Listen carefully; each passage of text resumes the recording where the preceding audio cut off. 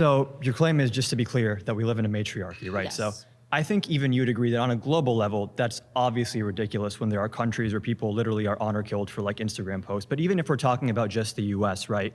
We don't have paid maternity leave. Abortion is illegal in over a dozen different states. And as someone earlier was mentioning, women are overwhelmingly the victims of sexual violence and domestic abuse. So that doesn't seem like a very well-designed matriarchy where women are victims or, lacking power in so many different realms of society on like a structural level. I just do not think that women are lacking power on a structural level because they can't, which they can, by the way, abort their children. Is that like one of your components? Is that There's many states where abortion is illegal. Do you dispute that? I am going to dispute that having a child is somehow something that restricts women in any capacity. Like you're What saying about the that. ability to decide what you do with your own body? I don't believe that I don't believe that murder is something that you should be allowed to Sure. decide. I'm Murder- pro-life, so Sure. the argument that women will only be free if they're able to kill off their own offspring, to me is Yeah.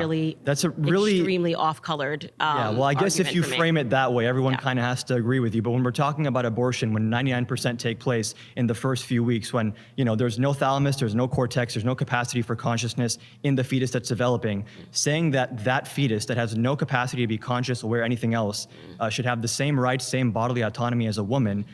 So the best argument that it is a life is the fact that you have to kill it. You have to have a procedure to kill it, right? So you have to intervene on the there's development. Like living you said, you human called cells in it, but you it's called not it conscious. a developing life. Sure. If you have to go into your body and murder it, then I'm not it's disputing that murder. there's living human cells in a fetus. Again, so we It's not the can just question. tack that off because we just have a fundamental disagreement on Sure, whether or then not we a can child